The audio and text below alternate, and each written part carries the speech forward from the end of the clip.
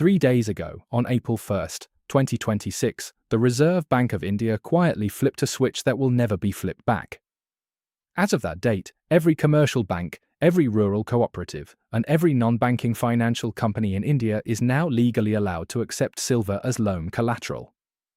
10 kilograms of silver ornaments or 500 grams of silver coins at an 85% loan-to-value ratio. This is not a pilot. This is not a discussion paper. This is enforceable law covering 1.4 billion people in a country that already imports more silver per capita than any major economy on Earth. For the first time in modern monetary history, a major sovereign nation has officially placed silver on the same shelf as gold inside its banking system. While the Western financial press spent Easter weekend obsessing over oil prices and headlines from Iran, not one major outlet in New York, London, or Frankfurt led with the fact that 250 million Indian households just gained a legal way to borrow against the silver sitting in their family vaults. Someone is not telling you the full story. Tonight, I'm going to show you who and why the paper price of silver at $73.75 is the single most mispriced number in contemporary finance. This is OG John AG. No sponsors. No asset managers whispering buy signals while their compliance desk does the opposite. No institutional analysts whose bonuses depend on you holding the wrong side of the trade. Just data, just filings, and the questions that should be asked but aren't, because the answers lead straight back to the same banks, the same exchanges, and the same custodians. If you're new here, subscribe. By the time this information hits mainstream commentary, the positions will already be closed and the profits already booked. Let's start with a name that barely anyone in the silver space was talking about 6 months ago. Jane Street, the powerful proprietary trading firm based in Lower Manhattan. In Q4 2025, Jane Street held roughly 41,000 shares of the iShares Silver Trust, SLV. By the end of that same quarter, according to regulatory filings, their position had exploded to 20.6 million shares, a 500-fold increase in just 90 days. That made Jane Street the largest reported holder of the world's biggest silver ETF, even surpassing BlackRock, the fund's own sponsor. During the exact same period, Morgan Stanley cut its SLV position by 3.7 million shares. BlackRock added nothing. Only Jane Street moved with that kind of speed. This is not a pension fund rebalancing. This is a volatility giant with the balance sheet of a sovereign wealth fund and the reflexes of a high-frequency market maker. And their custodian for this position?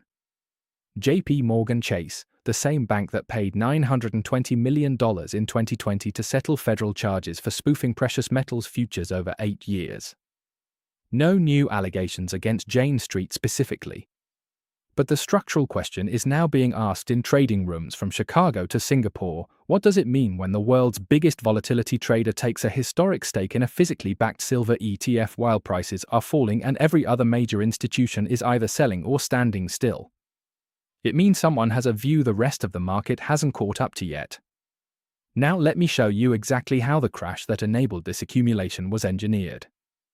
On January 30th, 2026, silver hit an all-time intraday high of $121.64 per ounce. That same day, CME Group raised margin requirements on silver futures once again. In roughly 40 days, the cost of holding leveraged silver positions jumped by nearly 2/3. 1 week later, on February 6th, margins were hiked again.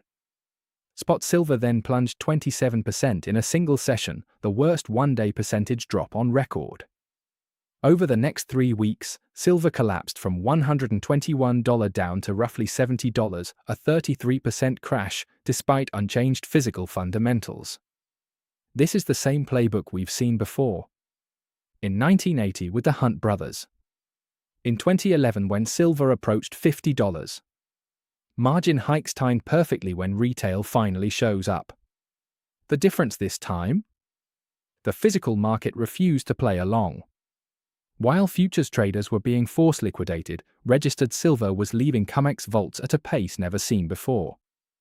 In a single week in early January, 33.45 million ounces were withdrawn for delivery, 26% of all registered inventory gone in 7 trading days. December 2025 saw 65 million ounces delivered, a monthly record.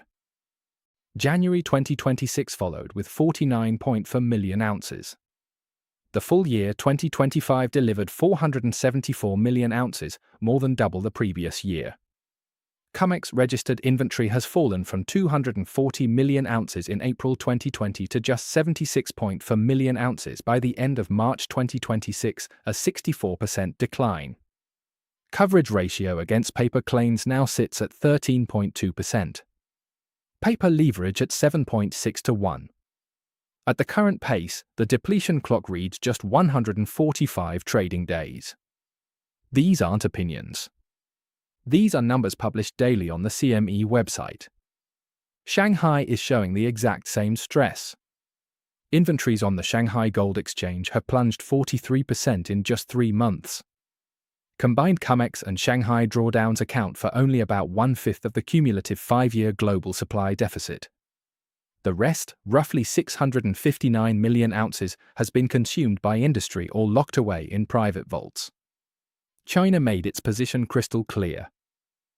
On January 1, 2026, Beijing added silver to its list of dual-use strategic materials, requiring export licenses.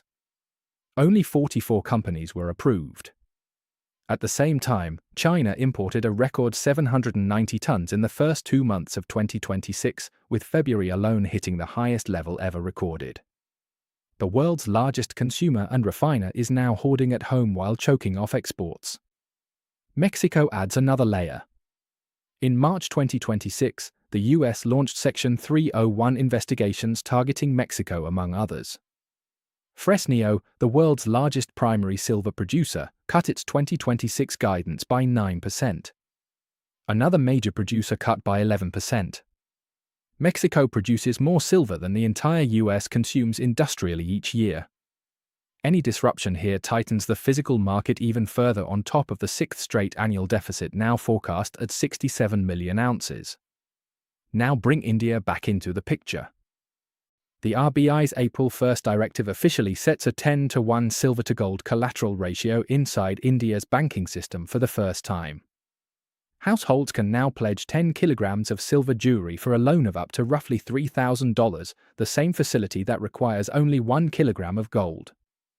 By deliberately excluding ETFs, mutual funds, and bullion bars, the RBI has drawn a clear line between paper silver and physical silver and placed legal weight only on the physical side.